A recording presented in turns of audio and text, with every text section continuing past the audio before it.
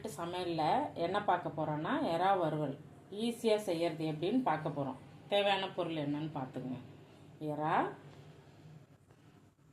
கரம் மசாலா, மல்லி இலை, கருவேப்பிலை, கொஞ்சம் வெங்காயம், ஒரு துண்டு இஞ்சி, பூண்டு, சோம்பு வச்சு தட்டி வச்சுருக்கேன். கொஞ்சோண்டு எலுமிச்சம்பழம், வெறும் மிளகாத்தூள், மஞ்சள் தூள். எப்படி செய்கிறதுன்னு பார்க்கலாம் வாங்க. ஒரு அடுப்பில் ஒரு கடாயை வச்சுக்கோங்க. கொஞ்சம் எண்ணெய் ஊற்றிங்க. எண்ணெய் காஞ்சிருச்சு. நம்ம தட்டி வச்சுருக்கிறது அதில்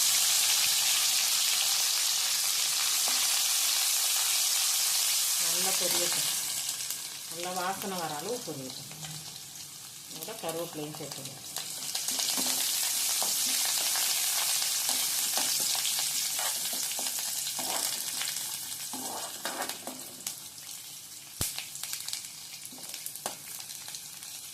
இந்த அளவு நல்லா பொரிஞ்சோன்னே நம்ம வச்சுட்டு எறாவை சேர்த்துக்கணும்.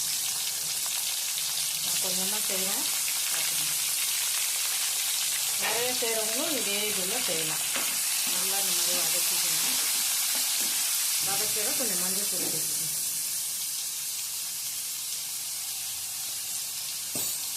சேர்த்து நல்லா எறா நல்லா சுருளட்டும்.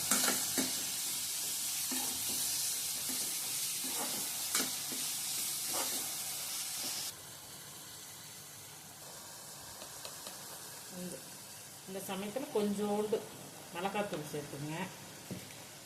கொஞ்சம் கரம் மசாலா சேர்த்துங்க. தேவை அப்படின்னா இன்னும் வாசனை வேணும் அப்படின்னா இந்த சிக்கன் 65 பொடி இருக்குல்ல, அதில் சும்மா கொஞ்சோண்டு லைட்டாக நான் எப்படி போடுறேன் பாருங்கள், இந்த மாதிரி சேர்த்துக்கணும். அவ்வளோதான். தேவையாக இருந்தால்தான், இல்லைன்னா நம்ம போடுற மசாலாவே போதும். இது அவ்வளோதான். உப்பு சேர்த்துக்கலாம்.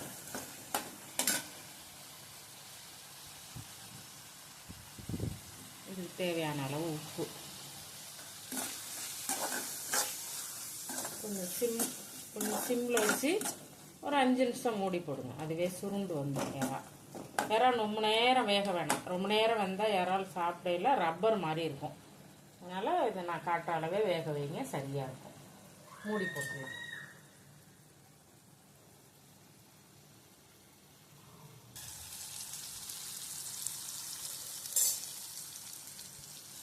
இந்த அளவு வந்தோன்னா இந்த எலுமிச்சம்பழத்தில் கொஞ்சமாக ஒரு ஸ்பூன் அளவு அப்படி புளிஞ்சு விடும்.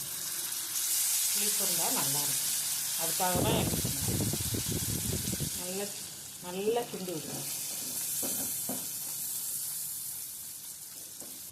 இந்த அளவு வந்தோன்னு லேசாக வெங்காயம் சும்மா வாசனைக்காக தான். அது கூடயே மல்லி இலை.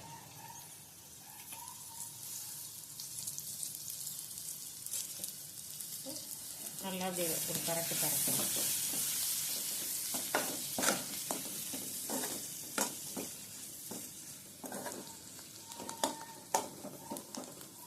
எறா வறுவல் ஈஸியாக எப்படி செய்யறதுன்னு செஞ்சு காட்டியிருக்கேன். நீங்களும் உங்கள் வீட்டில் செஞ்சு பார்த்துட்டு எப்படி இருக்குன்னு சொல்லுங்கள். கமெண்ட் பண்ணுங்கள், ஷேர் பண்ணுங்கள், லைக் பண்ணுங்கள், சேனலை சப்ஸ்கிரைப் பண்ணுங்கள். நன்றி.